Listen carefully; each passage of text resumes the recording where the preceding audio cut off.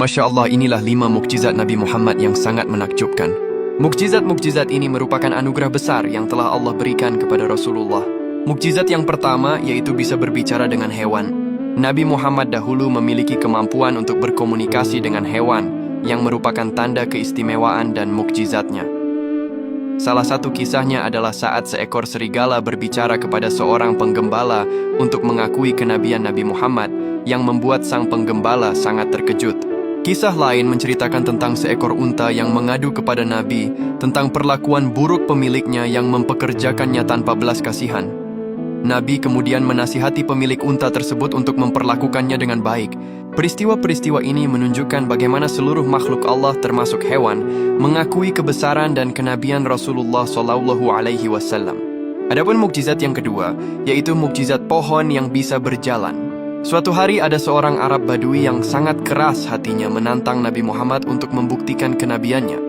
Nabi kemudian menunjuk 2 pohon yang letaknya berjauhan dan memerintahkan salah satunya untuk datang. Atas izin Allah, pohon itu bergerak dengan mencabut akarnya dari tanah, lalu berjalan menghadap Nabi. Setelah sampai, pohon itu mengucapkan salam kepada beliau. Kemudian atas perintah Nabi, ia kembali ke tempatnya semula. Peristiwa ini membuat Arab Badui tersebut takjub dan bergetar hatinya.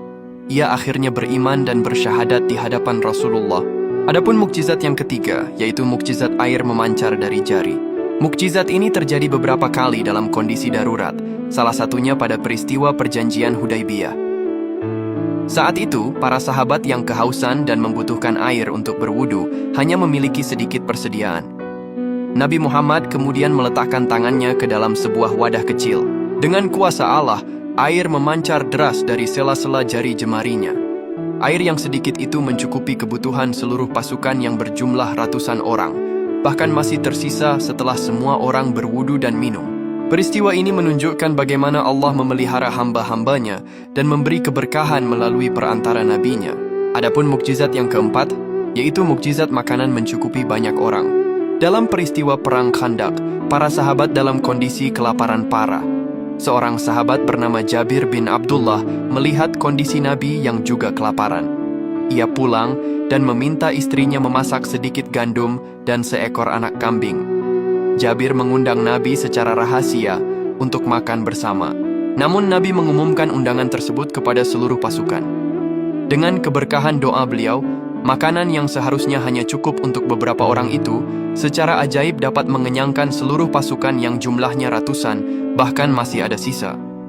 Mukjizat ini memperlihatkan kekuatan doa dan keberkahan yang Allah berikan kepada nabinya.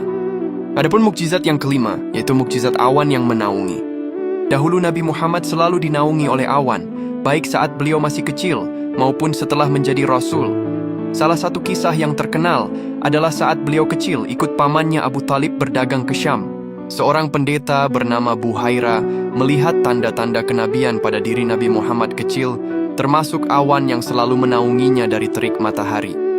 Setelah dewasa, mukjizat ini juga terus terjadi dan menunjukkan perlindungan ilahi yang senantiasa menyertai beliau dalam setiap perjalanan dan aktivitasnya. Ya Allah, semoga kita semua mendapatkan syafaat Nabi Muhammad di akhirat kelak. Amin. Allahumma salli ala Sayyidina Muhammad.